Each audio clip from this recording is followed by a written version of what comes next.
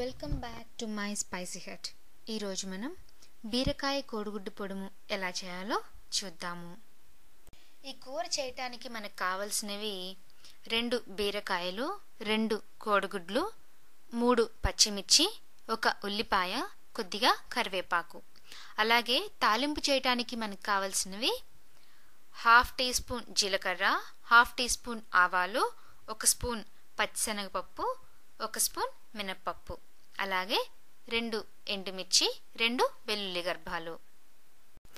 ఈ కూరకి బీరకాయ లేతగా ఉండాలి.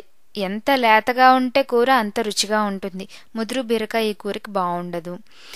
ఈ బీరకాయల్ని ఇలా చూస్తున్నారు కదా, సైడ్లో ఈనెలు ఉంటాయి కదా, నిలువు ఈనెలు ఉంటాయి కదా, అవి నిలువు ఈనెల్ని శుభ్రంగా పీల్ చేసుకుని పెట్టుకోవాలి. కొంతమంది అసలు పచ్చదనం అనేది లేకుండా మొత్తం పీల్ చేసేస్తారు కాయ మీద తొక్కంతా. అలా పీల్ చేస్తే దానిలో ఉన్న పోషక విలువలు కూడా అలా వెళ్ళిపోతాయి. తొక్కలోనే ఎంతో పోషక విలువలు ఉన్నాయని అంటారు.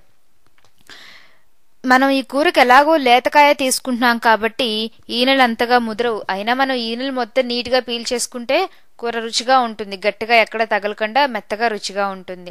ఇలా అంతా నీట్గా పీల్ చేసేసుకుని పెట్టుకోవాలి. ఇలా పీల్ చేసుకున్న బీరకాయల్ని శుభ్రంగా కడిగి ఇలా చిన్న చిన్న క్యూబ్స్గా కోసుకుని పెట్టుకోవాలి. బీరకాయ విషయంలో గుర్తుంచుకోవాల్సిన ఇంపార్టెంట్ థింగ్ ఇంకోటి ఏంటంటే, కట్ చేసుకున్నప్పుడు ఒక చిన్న ముక్క టేస్ట్ చేసి చూడండి. ఎందుకంటే బీరకాయ చేదొచ్చే ఛాన్స్ ఉంటుంది. ఇది 4 బీరకాయలు ఉండితే మనం 4 కాయలు అసలు ప్రతి కాయ కట్ చేసుకున్నప్పుడు దాన్ని కొంచెం టేస్ట్ చేసి చూడటం అలవాటు చేసుకోవాలి. ఎందుకంటే ఒక కాయ టేస్ట్ చేసి ఇంకొక కాయ మనం టేస్ట్ చేయలేకపోతే, మనం టేస్ట్ చేయని కాయ చేదు గనక వచ్చిందంటే కూర మొత్తం చేదైపోతుంది. అందుకనేసి బీరకాయను కోసేటప్పుడు కంపల్సరీ మనం గుర్తుంచుకోవాల్సిన విషయం, ఒక చిన్న ముక్క కొరికి చూస్తే చేదు ఉందో లేదో మనకు తెలిసిపోతుంది. చేదుంటే పడేసేయచ్చు. ఇలా బీరకాయని చిన్న పీసెస్గా కట్ చేసుకుని పెట్టుకోవాలి. ఉల్లిపాయని ఇలా సన్నగా తురుముకుని పెట్టుకోవాలి. అలాగే పచ్చిమిర్చిని నిలువు చిలుకలు చేసుకుని పెట్టుకోవాలి. ఇప్పుడు ఒక కడాయి తీసుకుని దాంట్లో 2 టేబుల్ స్పూన్స్ ఆయిల్ వేసి వేడి చేయాలి. ఆయిల్ వేడెక్కాక దానిలో చిదిపిన వెల్లుల్లి గర్భాలు 2 వేసి వేయించుకోవాలి.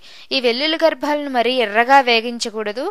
అలా వేయిస్తే దాంట్లో ఉన్న పోషక విలువలు కాస్త ఎవాపరేట్ అయిపోతాయి.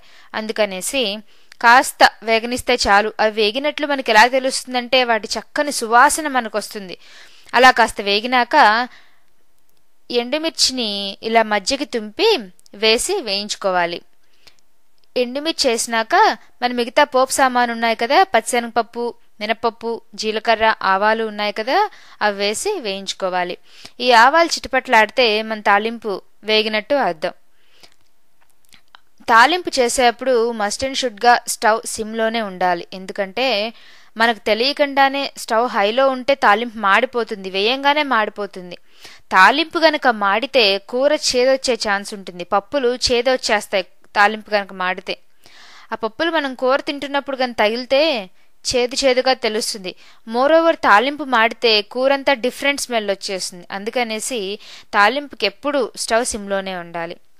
ఇలా ఆవాలు చిటపట్లాడినప్పుడు మనం కట్ చేసి పెట్టుకున్న ఉల్లిపాయలు, పచ్చిమిర్చి ఉన్నాయి కదా, వాటితో పాటే కొద్దిగా కరివేపాకు తీసుకుని ఈ తాలింపులో వేసి వేయించుకోవాలి.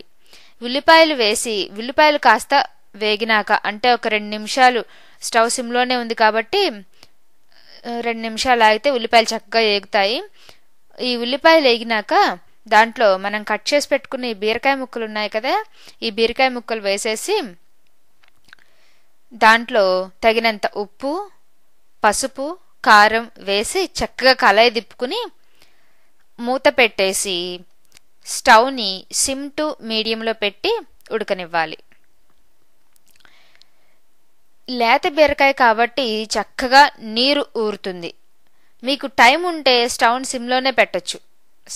సిమ్లోనే కూర ఉడికించవచ్చు. కాకపోతే కొంచెం ఎక్కువసేపు పడుతుంది. కొంచెం హరీలో ఉంటే సిమ్ టు మీడియం పెట్టేయచ్చు స్టవ్ని. చక్కగా నీరు ఊరి బాగా ఉడుకుతుంది. ఒకవేళ కూరలో మాయిశ్చర్ సరిపోలేదు అనుకుంటే మధ్యలో ఒక 4 to 5 table spoons water add చేస్తే కూర చక్కగా ఉడుకుతుంది. మనం మధ్య మధ్యలో కదుపుతూ కూరను అడుగంటకుండా చక్కగా ఉడికించుకోవాలి. కూర అయిపోయింది అనుకున్నప్పుడు కొంచెం ముక్క తీసుకుని నొక్కి చూస్తే మెత్తబడుతుంది. మీరు కొంచెం టేస్ట్ చూస్తే దాంట్లో స్పైస్ అన్నీ కరెక్ట్గా ఉండాలి. అలా ఉంటే కూర అయిపోయినట్లే. ఇప్పుడు బీరకాయ కూర అలానే తినేయచ్చు స్టవ్ ఆఫ్ చేసి. లేదంటే ఇది బీరకాయ కోడిగుడ్డు కాబట్టి 2 గుడ్లు కొట్టి పోసి చక్కగా కలుపుకుని స్టవ్ని ఒక 5 మినిట్స్ సిమ్లో పెట్టేసి మూత పెట్టేస్తే ఈ గుడ్డు చెక్క ముక్కలకి పట్టి స్పైసెస్ అంతా లాక్కుని బాగుంటుంది.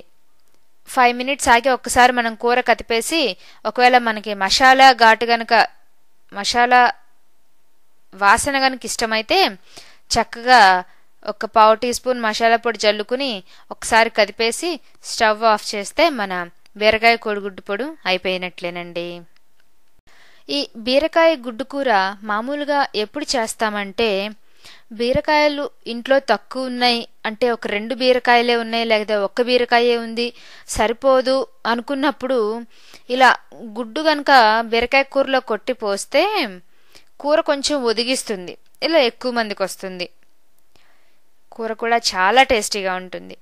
మరి ఈ టేస్టీ బీరకాయ కోడిగుడ్డు కూర మీరు కూడా ట్రై చేస్తారు కదా. మరి నా వంటని నా వీడియోని ఎంజాయ్ చేశారనుకుంటాను. నా మరిన్ని వీడియోస్ అండ్ రెసిపీస్ కోసం నా వెబ్సైట్ విజిట్ చేయండి. నా website address myspicyhut.com. Thank you.